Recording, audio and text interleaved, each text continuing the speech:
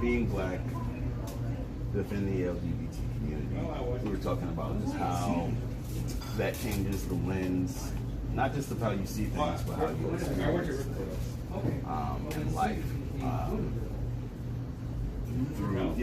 Through that double consciousness. W.E.B. Du Bois described that double consciousness of being able to see things through the eyes of non-people of color and seeing things through the eyes of your truth as well. How do you make that balance, or and successfully? How do you?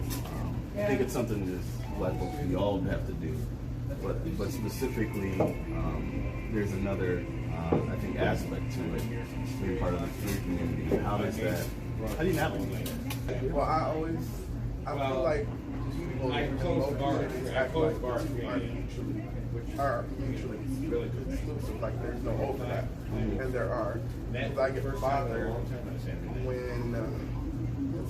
you know that the Black African American community, honestly, the community of color, no matter whether it's Black, Mexican, or whatever, they seem to have hold religion very high. So I did. Most. I had brunch I ready by remember 10. Started at 11. when I was doing some kind of paper in college, I think they said like 70%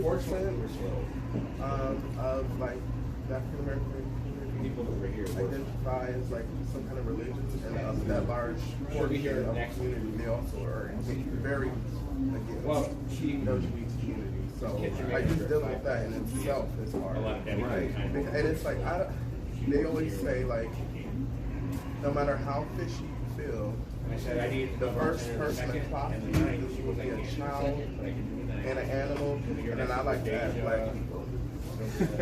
Because I have had times where I'm making this beat is flawless, everyone else is like, now this, now that, and then I'm like, oh, here come this person, and then the person may say, hey bro, just blow the whole cover. I'm like, damn, you gonna just work along with me just to teach you this?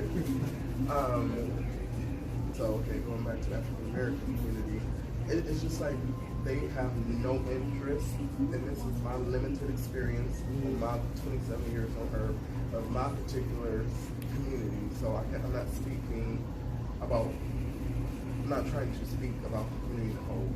It's my interactions with the African American community. It's no interest in trying to understand. They don't care to understand. They're uninterested in everything about queer, LGBTQ, all of that. Just bothers them and rubs them the wrong way. They can smoke crack and have like 2 wives and 6 kids and 7 baby mamas. I don't know how that works, but and still feel like they have a platform, a place where they can look down at you. Just because you identify somewhere in that queer spectrum, somewhere in the LGBTQIA, and it really bothers and disgusts me because I worked at a dollar store in the inner city, and like my first week there, I had been called every type of fag you can imagine, and it's just me following the rules, and I hate that. I hated how whenever something happened, that's where they went. No, I that do was not. that was what they saw as a weakness, a flaw. And it disgusts me. It makes me bother. I'm very uncomfortable when I go into certain inner city spaces, depending on how I decide to present myself in my own non-binary fashion. So how can allies help get rid of that? Like what should we do as allies? That's really the only thing you do. You can't force someone to change their mind. And then I was reading somewhere else. It's like, for a lot of people, if their mind is dead set on something, the more you try to say things to change your mind, it's sometimes you just strengthen your resolve on them being against it. And so all you can do is just speak up when you see somebody being mistreated, misgendered, talked down to, and just at least let them know it's not okay to do it in front of you. And if more people do that, with the hopes that the people who feel that way will keep that to themselves and to their own.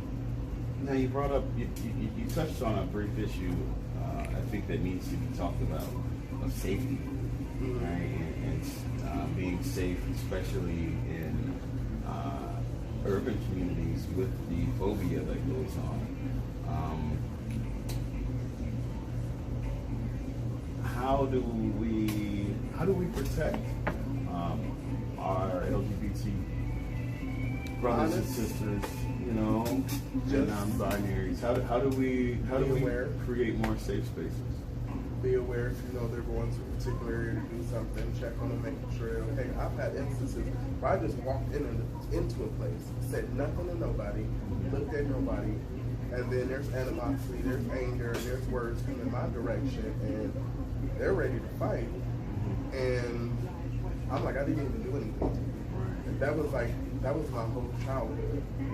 Like, I just walked into the classroom, and it was like I was the weakest link. And it, not to say that people with any kind of disability or handicap are a lesser, but it was kind of mind-boggling to me to see how I was in the chain of things. I was less than them because I didn't understand it, because I functioned and I acted, I was able to move, talk, and breathe the same way they were. So it was funny how this little thing, me having no physical, or I wasn't aware at the time, physical handicap, or at the time I wasn't aware of any mental handicaps, but they treated me as like some kind of disabled person, not saying that it's right to treat them in any kind of foul way, but they looked at me as like, the way I identified as like a kind of a handicap in a way. I got shoved in that whole little corner with the people with the handicap. Like, because you know kids are cruel and they treat people, especially with physical handicaps, mental handicaps, very poorly. And I was lumped in with them. Like, in race, those were my friends. Now, what's unique about the Northwest Ohio or Toledo queer? I feel like a lot of us know each other fairly well. And a lot of us look out for each other. Like, when my good friend Drew passed, the way the community came together was beautiful. Every single bar did some kind of fundraising for him, for his family and for his lover that was left behind. And it was honestly beautiful. It was a moment where I watched so many people who didn't even like each other, come together. It was like, okay, I love this person touched and affected me, same way they touched and affected you. We're coming together, and it's like, the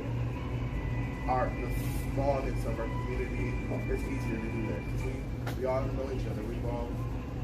Most of us know each other. We all interacted in some shape, way, or form, whether it's through empowerment, or like Eclipse, or Harvey House, or Promise House, or just a Toledo Pride, or some faction of like the Stone Productions.